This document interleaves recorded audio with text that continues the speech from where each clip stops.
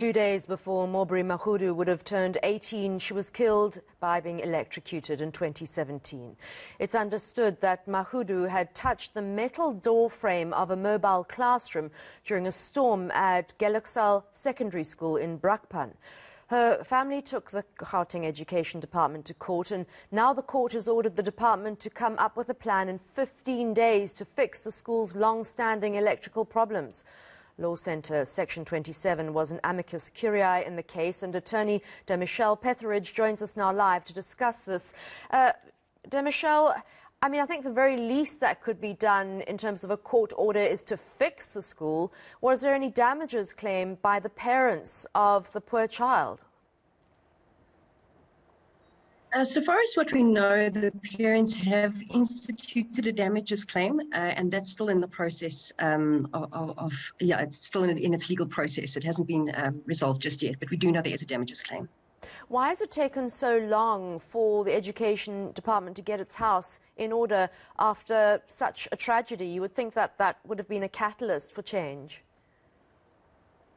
You would think so, and this is one of the reasons why the father, while the parents have decided to take the Gauteng Department of Education to court. It was 5 years, and as far as what we were aware, the department has been completely unresponsive in engagements about this issue, even despite the fact that a learner has died and that an investigation had taken place, a formal report had been issued.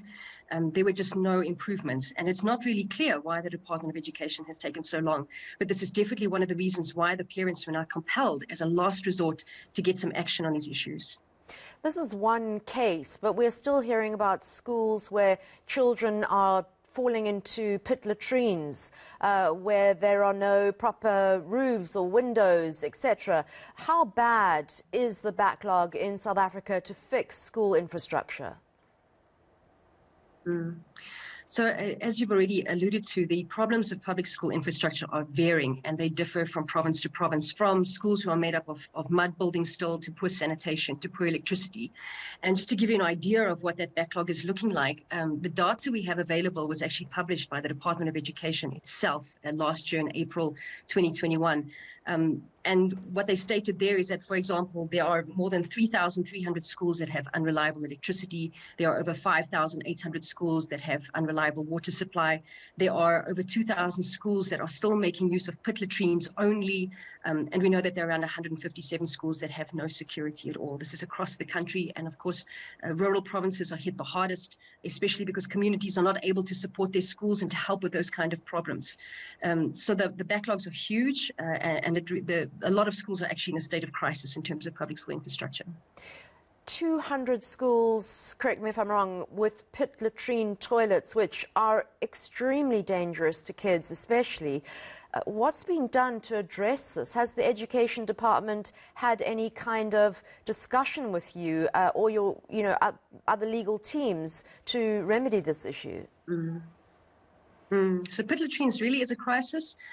So far as what Section 27 is concerned, we have launched a case a few years back regarding Michael Kamape, who was a 5-year-old learner who had died in a pit latrine.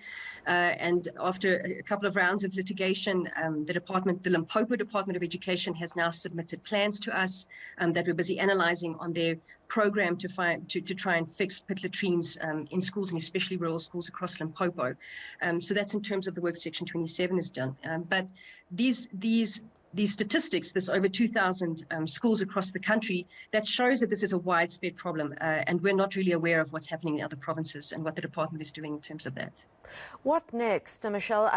This is just one school. Is this precedent setting, or would one have to go from province to province in order to make sure that the Education Department gets its house in order?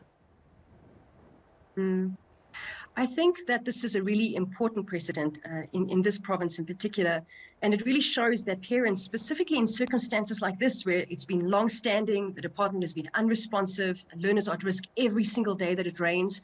I think it's an important case to note that parents can use the law and the courts to get a very specific remedy, like they did in this, very strategic steps obliging the Department of Education officials to take to improve schools.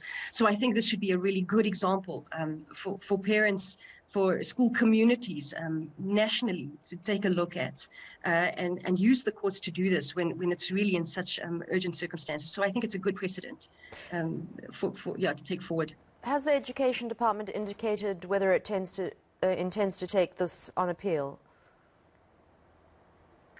They haven't indicated that yet, no.